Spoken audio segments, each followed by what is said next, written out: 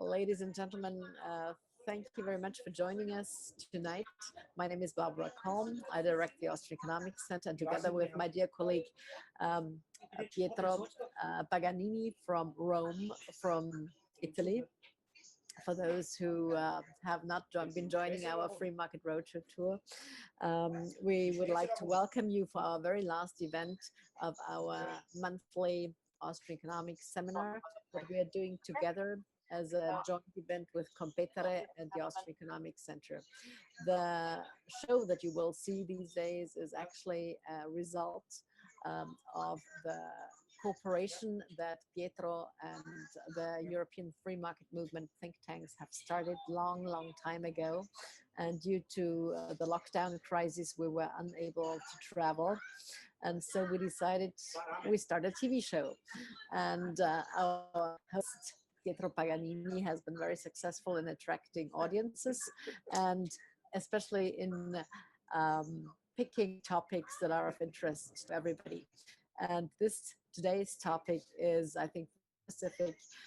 It's maybe a little bit misleading, the economics of Christmas, because we do have top specialists from all kinds of fields in the back speaking with you or being part of the debate.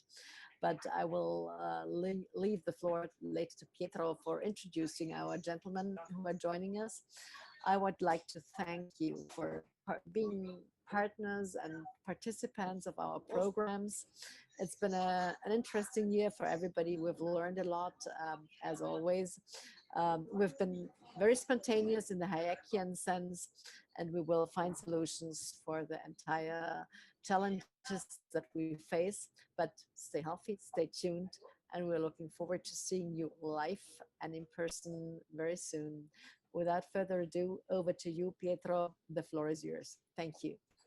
Thank you so much, Barbara. It's so unfair to start with Barbara because then it's me. So it was better to have Barbara as a keynote and as Barbara as the chair here. So sorry very much. And now it's Pietro Paganini, and we're running the Austrian Economics Monthly. And Barbara was right. We are at the turn of the year. Hopefully the year will end because it's been a dramatic year. But you see, Barbara was very optimistic and positive. She said, we learned a lot. We're talking about economics, so we should also say we lost a lot.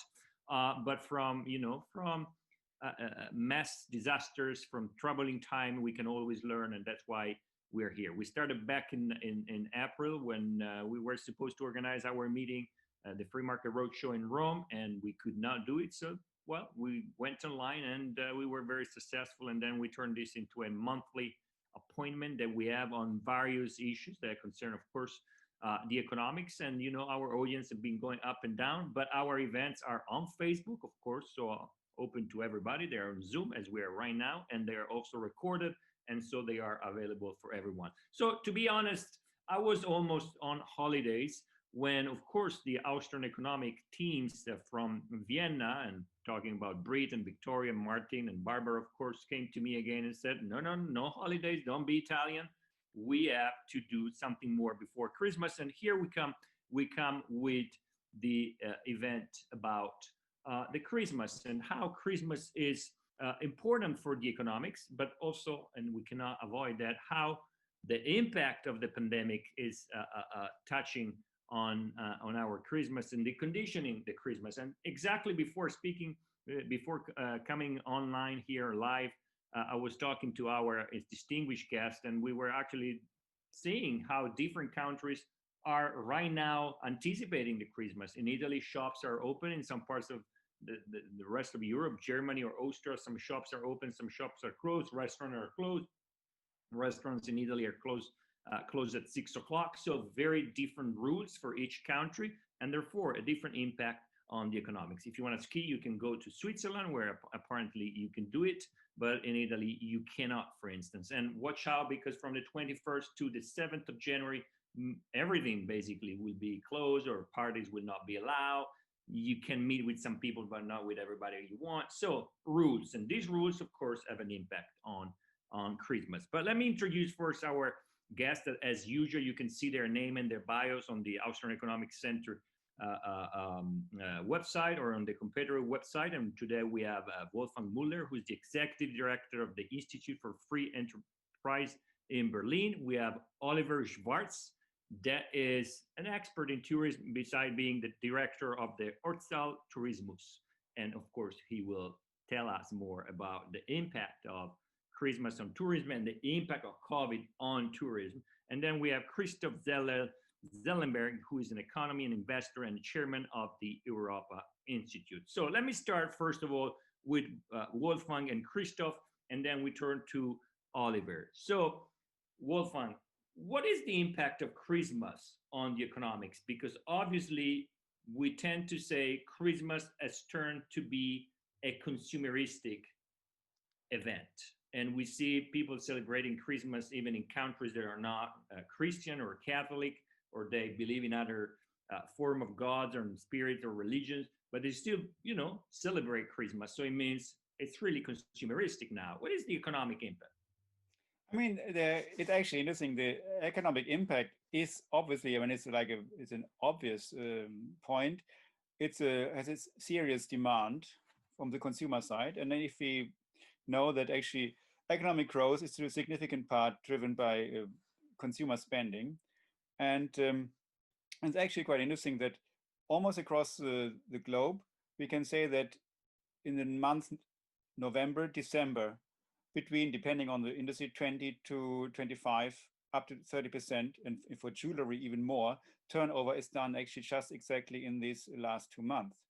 And you could say, of course, yeah, it could also happen spread out over the year. But I mean, the Christmas effect is that people are making extra effort. I mean, it's this famous time where people almost feel obliged to make presents, and which is for some people a fun part. For other people, it's like an ordeal who don't enjoy it. And so which of course could come later to different question whether it makes sense or not. But it's a crucial thing because it's a peak season for retail. And but as you know, now in Germany, it's actually kind of cut since yesterday, 16th of December. The so-called non-essential shops are closed, and it's now a bonanza for online retailers, Amazon and the like. I don't hear you. I don't hear you. Of course I was. I haven't learned after so many months. I haven't learned that I have to mute or unmute. Christof, I want to repeat the same question. What's the impact of Christmas on the economics or on the economy, and how important it is? And therefore, my following question will be: what do we lose from, for instance, as Wolfgang said, closing down the shops? So first of all, hello to everybody who is listening. Well, Wolfgang already mentioned basically what it means for the economy, that around Christmas, this is the time of consumption, the time of buying stuff, making presents to other people, but also for traveling. And we have someone from the tourism industry with us. So it's also very, very important for the tourism industry because people tend to travel to go on holidays around Christmas. And so all this tourism industry also has a major interest in the Christmas season, obviously. This year is very different, as we all know, here in Europe and also in Austria. Most of the tourism hotspots are closed or quasi-closed. Travel is down, entertainment is down, restaurants and bars are closed. So this part of the industry of the economy is basically non-existing and will have major losses obviously this year. But normally Christmas means a lot for this part of the industry. But what I would say, Christmas is way more important if we widen our view a little bit, as Friedrich August von Hayek would say, because he always considered the economy as it is, part of social sciences, and therefore part of society as such. And therefore we need to look a little bit more also on the effects of Christmas on all of our society. If I go there very briefly, without Christmas, obviously there would be no Jesus Christ. Very simple conclusion. Without Jesus Christ, there would be no Christian religion, and then there would be no Christian values, which I guess we will all agree shaped our Western society like basically nothing else. I mean, we derive the knowledge of our individual freedom, of our self-responsibility, of solidarity, of subsidiarity, also of reviving the teachings of the old Romans and Greeks, searching for meaning, searching for truth. All this was maybe not created, but strengthened and underlined by Christianity within our society. Natural rights teaching, which then led to our understanding of human rights. And especially, very much on top of this, I would focus today on the family, because Christmas is probably the most important family festivity. I mean, it's all about the family. It's about the father and the mother taking on mutual responsibility for their children, for their offspring. And to have healthy families, which then create a healthy and strong offspring, probably is the most important thing in our society. And as two major figures of the economy just about 1 year ago said, Elon Musk and Jack Ma, during a global conference, they both agreed on that the collapsing demography, so we don't have enough children nowadays in most parts of our world. Many people don't understand that. Many still see or look on so-called overpopulation, but the reality is that we have a collapsing demography. And Jack Ma and Elon Musk said this is the most important threat to our economy and to our society in the future. So if we talk about the economics of Christmas, I would really focus on this broader picture. What does Christmas mean for our society? Which values did it bring? And as the social philosopher Böckenförde in Germany once said, our society is living upon values that it cannot create from within or from itself. There are values, there are virtues coming from somewhere else, deriving from somewhere else. And Christmas is reminding us about this somewhere else. And I think this is of utmost importance for a functioning society and then economy. Christof, thank you so much also for providing this broadened perspective. And you said, right, you touch a point that probably, Barbara, could be one of our next topic, because we expect an explosion of population by 2050 at the global level. Meanwhile, in Europe, we are already losing. Think about the low number we have in Italy. It's actually the lowest number of for birth rate. So, you know, Christmas it should be the party, the holiday or the celebration of kids when you think about Santa Claus, but soon there will be no kids, at least, and therefore the risk there will be a Christmas not for kids. But from 2015, the projection is a reduction of population worldwide. So this is definitely a topic that we should address. You touched upon some other important points, but we're coming back to that, and my role has to be the chairman. And I want to remind everybody that we're recording, and again, we are live on Facebook. If you want to follow us on Facebook, if you want to make question, you can use the question and answer here, or from today also make question over Facebook, and Victoria will be so nice to share them with us. Oliver, I was reading before, you know, connecting. I was a great traveler, you know, and I was reading in 2019, 19 million Italians were ready to travel around the country and elsewhere out of the country for tourism, either to visit their friends and parents or just to travel around. This number is going down to zero these holidays. And, you know, everybody in the tourist sector, at least in Italy, and I guess elsewhere in Europe, is crying. What is the situation? Yeah, welcome to the audience also from my hometown, from Sölden, from Tyrol, from Austria. So for us, it's also not an easy situation because we're suffering a lot. So it started at the 15th of March, and we have very high altitude winter snow and skiing area. And so we are up to 3,000 meters with glaciers and so on. And we have a very long season. So we had to stop at the 15th of March, and we lost 6 weeks, I'm sorry. And then we ended up to minus 20% in winter 2019, 2020. Then the summer was okay, it was not too bad, and we entered with minus 20% during the whole summer, so it was okay for us. But now we had our second lockdown now, and everything is closed, as you said before. Our restaurants here in Austria, they are closed. You can only have pickup service. The hotels, accommodation providers all over Austria, they are closed.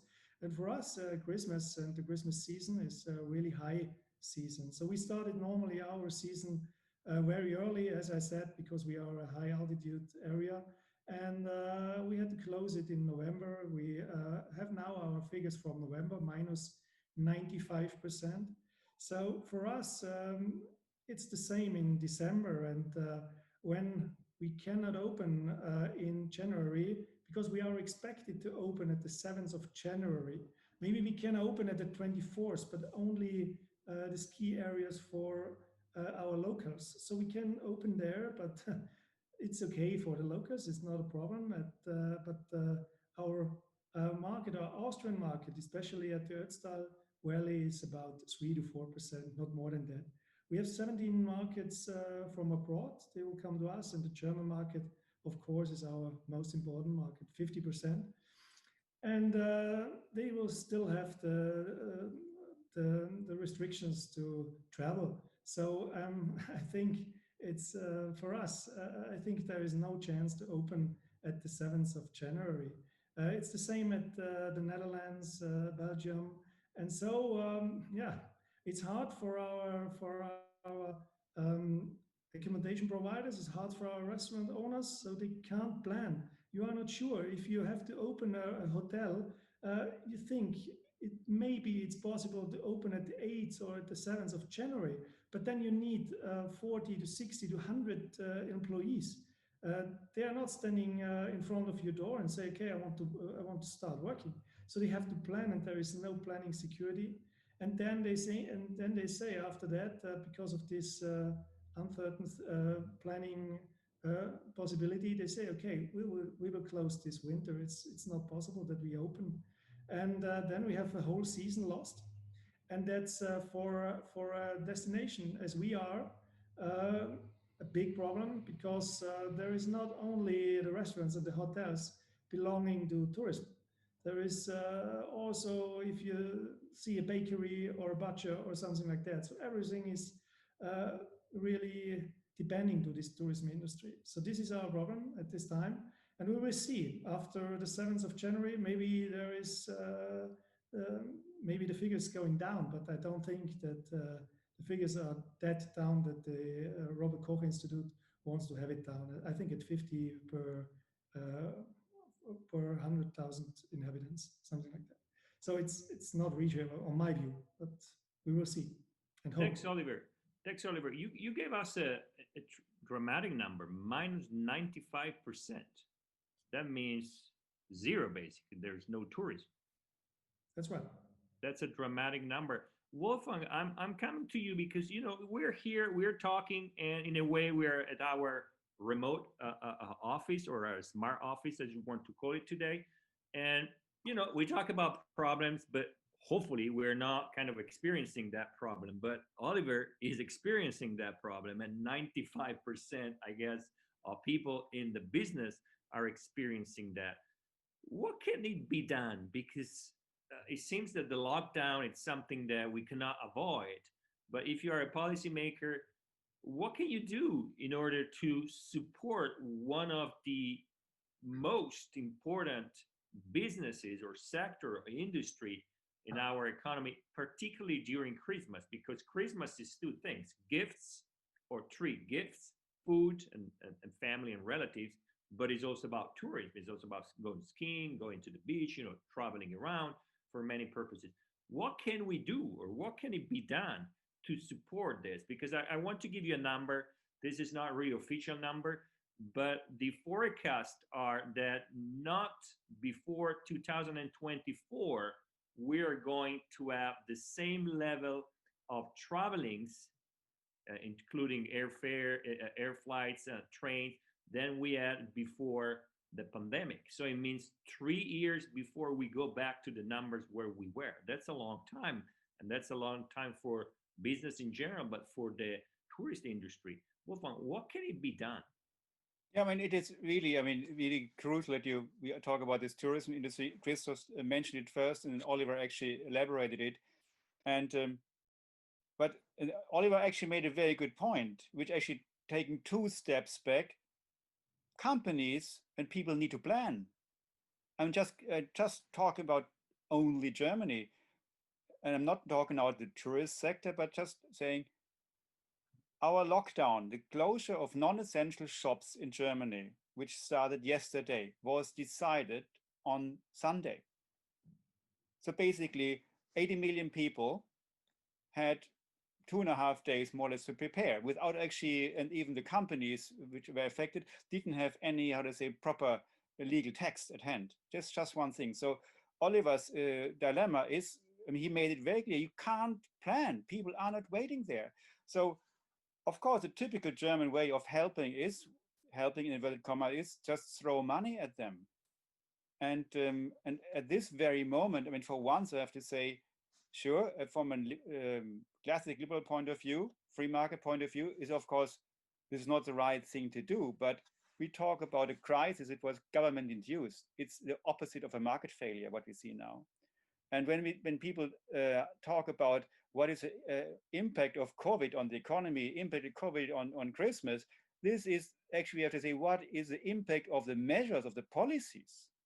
So there is this famous saying, when the cure is more deadly than the disease. It's actually what we see.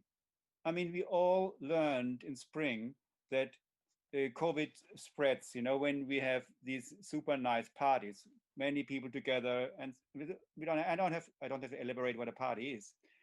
And at the same time, we know when you skiing on a ski slope, you're not endangering yourself or anybody else. At least not COVID-wise. And so what to do in this very situation is actually governments who are actually here in the driver's seat, they actually should really try to be reasonable. Because everything we actually can do right now in this very moment is employees, help them. People who lose their job, people in the tourist industry who just saisonniers, the people who just work during the season, who have basically no income, who often come from abroad. So it's not even on an impact within the country.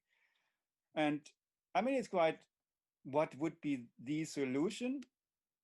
To be honest, I think, and you mentioned it, until 2024, it's very credible. Not very nice scenario it will take until we pick it up.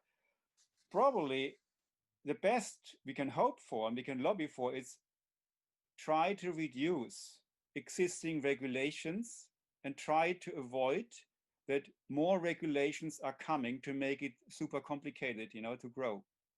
And there could be probably like temporary one could probably simplify the labor law. It's of course like almost pipe dream talk, what I say, and even simplify on a tax level, various things, so that basically we can, I don't want to say we need like a, free economic zone, export processing zone where only a minimal level of regulation exists. But this is from a regulatory point of view, the biggest help.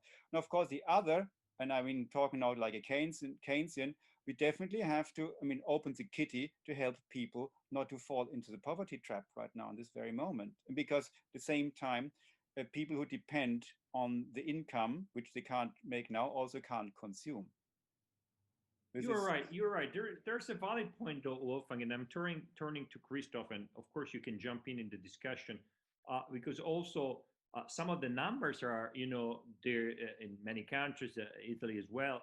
And I'm talking, more exclusively in my country because I know more.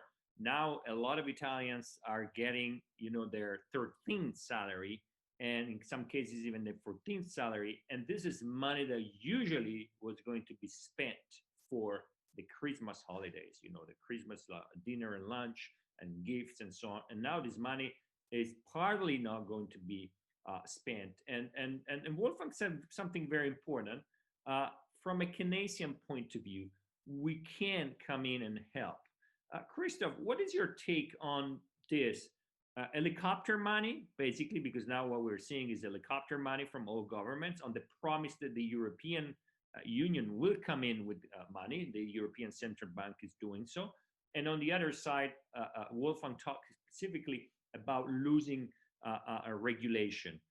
Do you have anything specific on this? Do you think this is the right way to go? And particularly, can we accept a Keynesian approach to this?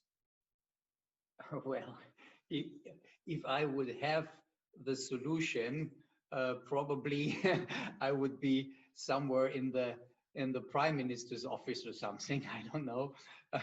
Or probably not, because usually people that are there don't have the solution. They have the promises. Look, I think it's a real problem, but really, truly, I think, as Wolfgang already mentioned, I think our politicians are not handling it the best possible way. There are many questions. I mean, we could now talk for hours and hours and hours. There are so many different angles.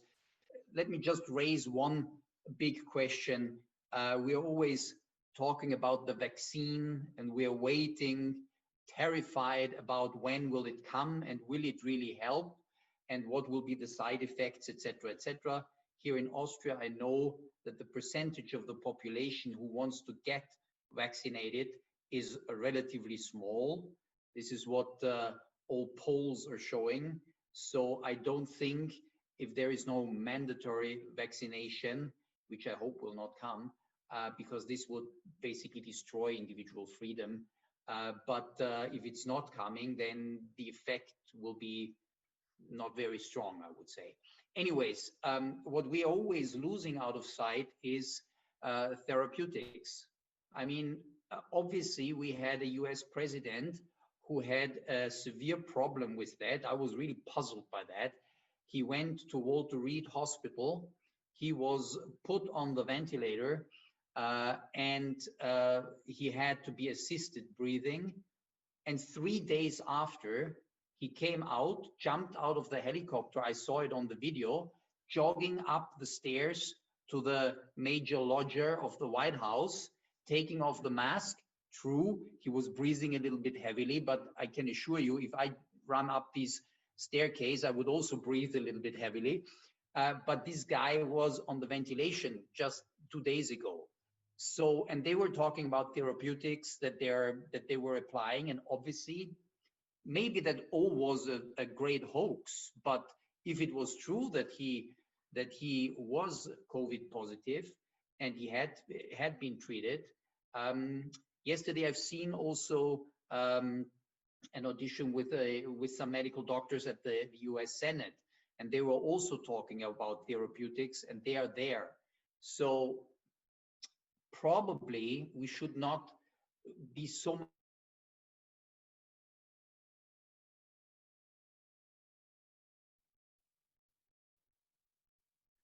I think we lost Christof, correct? You guys are still here, so I'm moving to Oliver. Yeah. Oliver, you're there. We get Christof. You know, the problem is when we miss somebody, or Christof, you're back. You're back. Sorry, we missed you for a second. Can you continue to what you were saying? Your image froze. I've heard myself, so I don't know what I was saying, which you didn't get. Anyways, I think it's all about the therapy. We need to look not only on the vaccination, but on the therapies. There are therapeutics that work obviously quite well. We have seen that with the US president and with some other people, and also during hearings in the Senate. So I think we should focus on that. We need to open up. We need to open up the tourism businesses. We need to open up our shops. We need, well, with all carefulness, taking care about distancing, maybe masks here and there, a disinfection, but I think this can be done. And I think just to simply lock down everything is absolutely the wrong approach. And one more thing that I wanted to say, and we didn't mention that yet, the huge, not huge, the tremendous, the incredible, I'm missing adjectives, debt load that is coming upon us. I've just read that in Austria we are thinking of between 65 to 80 billion euros, and that's a best case scenario. That what will be the costs of this whole pandemic. And we're always saying the government is paying, but at the end of the day, we are paying. It's us. Yes, also you, Barbara. I saw the finger. So this is the problem. We will be paying. And this is going overboard. I don't know. We will have a very high inflation. I think we need a high inflation to grow out of this, and this will destroy especially the weaker parts of our society. This is really what frightens me. What I'm really not very happy about. So sorry, that was no real reply to your question, but no, you got the point though, Christof, because we are navigating in no questions, and we have to be used to that. And the purpose of this meetings is also to try to trigger, ourselves and try to come up with different approaches, ideas, solutions, and also to debate. And this is a big challenge. So we tend not to blame on our government because, as we said several times, being in government, ruling a country is extremely complicated. What we criticize is that sometimes we should use more of an experimental methodology and very liberal, classical liberal spirit. And on the other side is to give more responsibility to citizens, to us. And I agree with your point of the debt. And we spoke several times here at the Austrian Economics Monthly, and that's probably a topic we should go back to.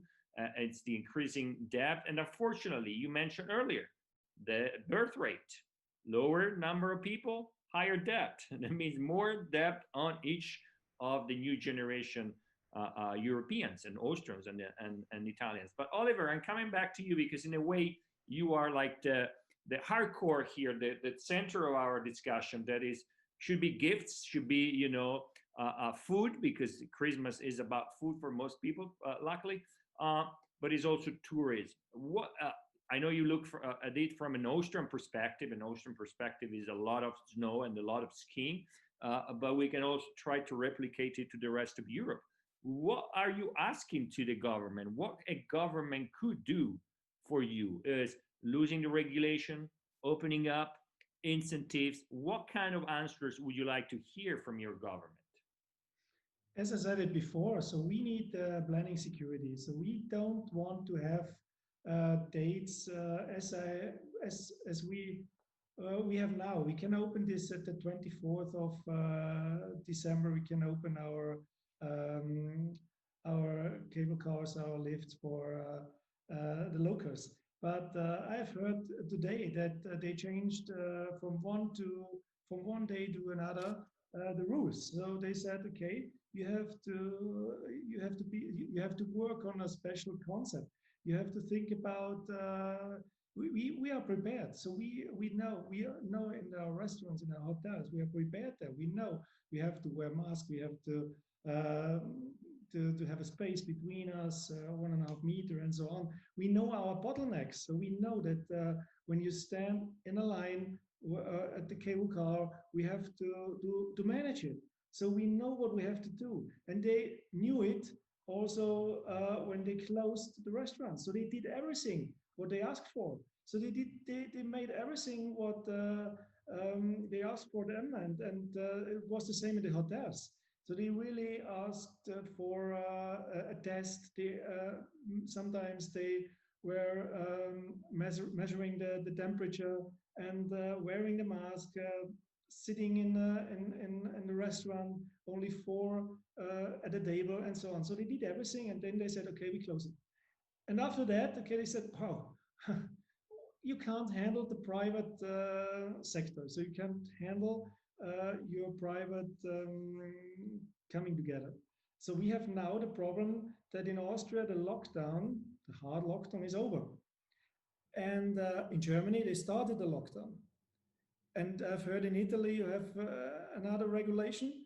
And I know there is another regulation within Italy in South Tyrol. So they have in South Tyrol another regulation. And I know that there are Austrians, they're going over the border, over Brenner, and go skiing in Italy. And then they can sit there in a hut, drink and eat, have fun without masks. This is not responsible. And I know about Italians and people from France, they're going to Switzerland and go skiing there. Switzerland is open. You can ski there. But they closed the restaurants there. So they sit outside. And now we have the problem that when we open the ski areas, there is no chance when you have -10, -50, -20 degrees, you can't sit in a hut and getting warm because you go skiing during Christmas, as they said it before, it's a family fest. And then you go with your children, maybe they are with your children, they are 4, 6, 10 years, and then you go skiing by -20 degrees and you have no chance to go to the toilet. These are rules, nobody understands it, and they are not practicable. So that's for us, it's horrible. And then they change it in tomorrow or the day after tomorrow. They say, okay, no, you have to go to the toilet, but don't warm up. And then they want to drink or to eat something during your skiing day, because it's a long day and you're with your family. And then it's allowed, but it's only allowed pickup. And when you have a pickup at 3,000 meters altitude, so it doesn't make sense. There is no managing, on my view, for the crisis. And Barbara, you have something you want to say? I'm sorry. It's awesome. I only want to compliment what Barbara, you have something to say because we can't hear you very much. It's the train, the Austrian train. You are on the train. You are on an Austrian train. You should be on an Italian train. I told you several times. They were better. From Salzburg to Innsbruck. Okay, over the German border. Go ahead, Barbara. If I may compliment what Oliver had already mentioned, that actually the tourism industry, and especially skiing, has managed to show that it can work pretty very well without any problems at all. And since I'm sitting on a train, I'm in the dining car, otherwise I would have to wear a mask. When sitting and the tourism industry, especially the cable cars, have the same laws as, or underlie the same laws as, for example, the trains. So trains are running, subways running, but not the cable cars. That's really ridiculous. And I don't think that you will catch COVID when you're sitting on a chairlift outside. You can't even wear a mask when people have scarves anyhow in winter when it's cold. So, but that's ridiculous. And with regards to distancing, tourism industry has shown and they have proved that they can manage everything. Also during the summer season, for example, the Salzburg Festival was open, worked perfectly well. There are no cases at all. The tourism shows and has proven, and they also treat their responsible clients, and they are responsible themselves. So one should give them a chance. Thank you, Barbara, so much. And I want to remind everybody that we have a few minutes to go. So if you have any question that you would like to ask, but I have one last question for Wolfgang. And I know you're not based in Austria, but you are based in Germany now. As very strict rules that was in a way unexpected. And we saw Prime Minister Merkel explaining the reason. But what Oliver said, and in a way Barbara repeated here, it's what we call, or what we mentioned earlier, as the lack of planning or the lack of possibility of planning. Let's call it uncertainty. And this for small businesses is a gigantic issue. It's an issue for everybody. We don't know what's next. And one of the things that we've been investigating here as well in Italy, but applies to the rest of Europe and probably the rest of the world, is what Oliver said, is many rules are not comprehensible. We don't understand. It seems they contradict. It seems they change. It seems they change quickly. As liberals, as in people that believe profoundly in individual freedom and individual responsibility, isn't this approach of sort of nanny state very paternalistic? But isn't this is having huge impact on citizens and for a long, long time? Because I feel like stupid. I get from rules and I'm confused and I start mistrusting the state. And the fact that, as you said earlier, Christoph, and I read it in a German poll, that majority of people don't want a vaccine. Can't this be a sort of reaction to an attitude of governments very paternalistic? And I know we're going a bit out of the discussion, but since we took that way, I like to pursue it. No, no, Pietro, this is actually, I think, one of the crucial question of the night. Seriously, and it shows actually even one particular thing, and I don't want to sound now like a narco-capitalist. Definitely not. I mean, we don't need now boxes where we squeeze us in or let other people squeeze us in. But what we can see, and I'm in particular talking about Germany, where one could expect we have giant ministries, with hundreds of people, and with outside the consultants, which anyway we spend fortunes on it. And what you said, which is like very commonsensical, is the impression of many people, probably the vast majority in Germany, where they see these rules and regulations which don't make sense. I mean, Oliver elaborated how it's exactly the same like here. So the hotels, the restaurants, they all develop so-called hygiene concepts with all that stuff. And Oliver really made the point. Yes, and the next moment they just close everything. So everybody's at loss. The customers, you can't explain this. Anyway, what this shows, the COVID crisis actually shows the inability of government actually to deal, really, to govern and or to be polite, to deal with a crisis. Sure, in February, March, we could say this is a black swan event. Which is only partly true, because we had in the drawer 3 years ago developed exactly a concept in Germany. I'm not kidding. We had developed a concept for exactly like this, a pandemic coming from Asia. It was based on the SARS experience. So it was sitting in the drawer. You can't say, oh, nobody knew this could come. We were, okay, but it's with the black swan. There are black swans, they're rare. One day they come, we just don't know when. We just have to be prepared. We were not. And now comes, from my opinion, this is now the thing. This is symptomatic for the governments of these days, years. We don't have actually scientific expertise. So, and let me allow to elaborate this. I'm a very good friend of mine. He was once in one of these advisory councils to the government, and he resigned from this job years ago. And I asked him, why do you give up this very nice, comfy job? And he says, look, Wolfgang, I'm sick and tired that they return the reports I write for them, and they return to me with a comment, you did not understand it. It's like you go to the doctor and you just reject the diagnosis because you just don't like it until you find the doctor who actually tells you what you want to hear. This is now something which is going on for a very long time. At least I can only talk about Germany.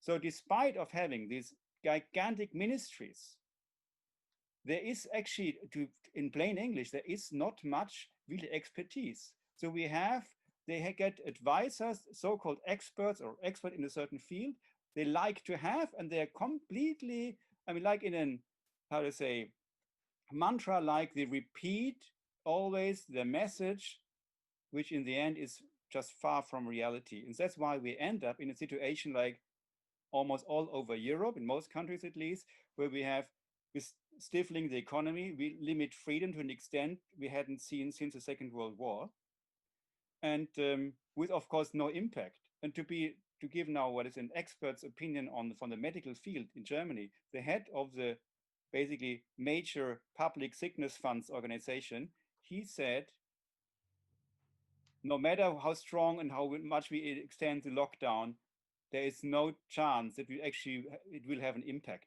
at least a desired impact, that the numbers of infected people will go down and the dead people. So the last thing I just want to make, we have to come, in most countries, I think this is a dilemma, we have to come to the point where the scientific expertise our governments, whether it's on the national or regional level, rely on is proper scientific. So basically that we can prove it, we can check it. It's not just one Professor XYZ recommends. No, he has to come up with a study and we have to scrutinize it, not just peer review. We have to have a quality assurance for scientific results. And this doesn't exist. This is this is needed, and not just now in the COVID thing. That's my point. Thank you so much, Wolfgang. You made some of quite good points. And in a way, you talk about what we had in the drawer, but it seems also that we were not able to learn from March. You said March was a dramatic, unusual, new situation, but now it's 9 months later, and we should have learned something. So, Christof, I'm coming to you, and then we close again with Oliver. So we think about, at least we dream about tourism, and we dream about traveling somewhere. Christof, do you think that there is a lack of trust by policymakers and by the government, by the establishment, how you want, the deep state, how you want to call it, in individual responsibility? Well, first of all, absolutely yes. Question answered very simply, yes. Second thing, if it comes to trust, when we were talking about helicopter money, it was mentioned before, about 1, 2, 3 years ago. And I was always laughing. I always thought, how should that ever be implemented? This is just ridiculous. And though I'm not a fan of conspiracy theories, but I have to say, this exercise now was the perfect example how to bring to life a totally obscure idea, how to implement helicopter money, which would never have been able to be implemented if we had not had this pandemic. So for me, it's a very strange situation what is going on. And there are many people who say that there might be some other considerations behind. If it comes to the scientists, a very good friend of mine is member of the major steering committee here in Austria, in the political steering committee for the pandemic here in Austria. And he said, actually, the problem is there are too many scientists in all these committees. There are 30, 40 people sitting around the table. Everyone has a different opinion. Everyone finds another study and interprets it in a different way. What I would say, and I guess, Wolfgang, you will agree with me, and probably everyone else also, I think we need more hands-on entrepreneurial people in our governments and in policy-making positions. I think we need less professional politicians who didn't do anything else for their whole life than politics, and therefore don't know the real world outside and don't know how to arrange and organize an enterprise, and then manage a pandemic. We're always talking about managing a pandemic, but there are no managers there. It's all politicians. So I guess we would need more hands-on experience in the policy-making field. So these are the ideas. I think what we're doing right now, I think it's very problematic, and I don't want to be in the shoes of our prime minister, of our ministers, but I think still it would be good if there would be some new and fresh ideas. Just think about, now we started with this mass testing. Here in Vienna, it was a little bit crazy. Why don't we do this mass testing? You could do it in any pharmacy, for example, or you can hand out these little antigen tests to everybody personally, and they should test themselves. It's not so complicated, you know. And for example, for the tourism industry, if you come to the hotel and you take the test at the reception desk, and you will know within 5 to 10 minutes whether you're positive or negative, and then you can be sure that everyone in this hotel is negative. Yes, there is a minimal deficiency rate in these tests, but 97% are positive, and the deficiency rate is more if there is a positive result than with the negative result. So all the negative results should be on the safe side. So you would know. I mean, there's so many things that could be done easily.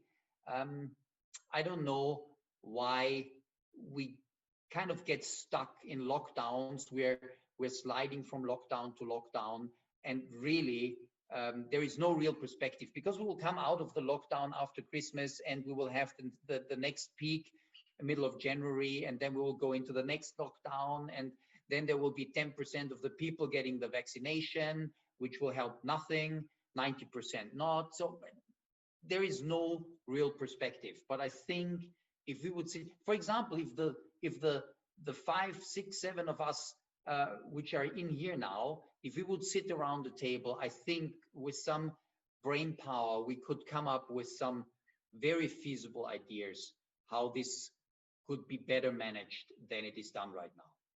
Thank you so much, Christof. And this is exactly turning to Oliver. Oliver, really, you answered the question, that the only question I got, and I wanted to, to ask the question, but you're a real businessman, so you were much faster. But before turning to you, exactly what you said, Christof, some shoppers I've been, I met accidentally, they reported to me the same thing is, we know that we can run our business, maybe with less people, maybe less revenues, of course, but we can still run it. What we need is to understand what can be done to reduce the risk of a virus spread. And I think that's exactly what we have learned from March, where probably a lockdown was inevitable, to now, where we know how the virus works, we know how we can defeat it, we know how we can contain it. So why not try to give more responsibility to individuals and let us do, in a way, our job? So Oliver, the question that you have answered was by Giacomo. Do you think concerning skiing tourism that special measures should be implemented to avoid gatherings? Because the main concern, of course, was gathering. In Italy, we saw a very low respect of social distancing and of minimum requirements in general. Are things different in Austria? No, as I said, things are quite the same in Italy.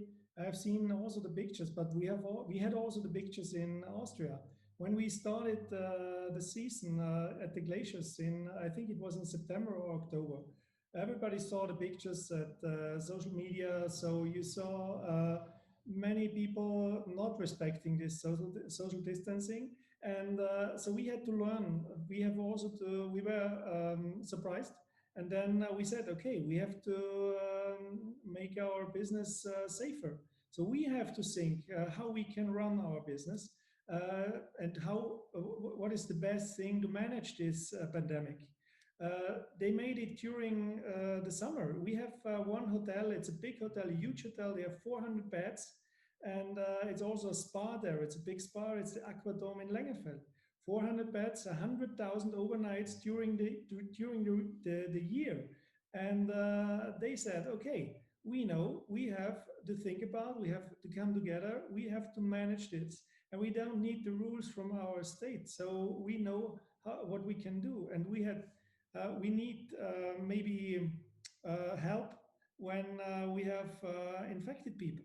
Then, okay, there is a number we can call. There are infected people, please help us. There is a special way to bring them wherever they should be. But during the normal business, I think we know it best what we can do. And as during our meeting, I read now that they are thinking in Austria to make a strict lockdown at the 26th of December. So I'm surprised because I knew that they wanted after this lockdown, the hard lockdown, they said, okay, you can open at the 24th for the locals. Now I have to read at the ORF website, maybe we close, do a hard lockdown at the 26th of December. So it's really a problem for us. So when you say, okay, there is a special contingent, you can't let all people go skiing in our area. We have, when it's really crowded, then we have 19 to 20,000 people in our area going skiing. And when they say, okay, it's not allowed, 50%, then we will work on that. We will work on that they come to us, and then they can be safe, that social distancing will respect it. And there are people from a security, they will watch out. And then in a cable car, there are 10 people normally in one cable car. When you have to open the windows, we open the windows. When they say, okay, only 5 in a cable car, we put only 5 in this cable car. But when you say, you open at the 24th, but maybe you can close at the 26th, but we don't know when the markets are open. So this is not managing a pandemic. This is for us, and we are not on the driving seat. We can't do anything. We have to manage this. We have to manage this chaotic situation. This is our main problem. Thank you, Oliver. And we pretty understand. I wanted to show you my Christmas tree just to give a Christmas flavor. I want to thank you very much, Oliver, because in a way, what you said is, as individuals, we learn, we can make it things better, we can make mistakes. But if we keep receiving misleading information, and you are right, this is happening all around Europe. We can open today, we can close tomorrow. We don't know what's happening next. People are confused. People are not investing. People are not spending. The economy is collapsing, and that's going to be the next real pandemic. So, Oliver, thank you very much for being here with us. You are a businessman, and I wish you all the best. And hopefully, you're going back to business, because we want to come and skiing to Austria, of course. Despite the best trucks are in Italy, that's another thing. Thank you very much, Wolfgang. Thank you very much, Christof. I'd love to have you back soon to talk about how we defeated the pandemic. I want to thank all our guests that are following us here in Zoom, the ones that are attending on Facebook, and of course all the ones that will be attending and viewing our videos on YouTube or on our websites for the next months. Hopefully we will look at it with a smile, saying this is all past, we made it, and I think we could do that. I want to thank Barbara, I want to thank Victoria, Brit, and Martin, and also my team here in Rome, and wish everybody happy holidays and really happy and super rich, Barbara. Let's be liberals, rich, very rich, plain of money, full of money, 2021, where we can, above all, more important than money, improve our prosperity and, of course, increase our freedom. That's the most important thing. We work for that. We will look for that. We're coming back in January. So, guys, till then, enjoy your holidays, as tourists or not, and have a great time. Thank you, guys. Thank you, everybody.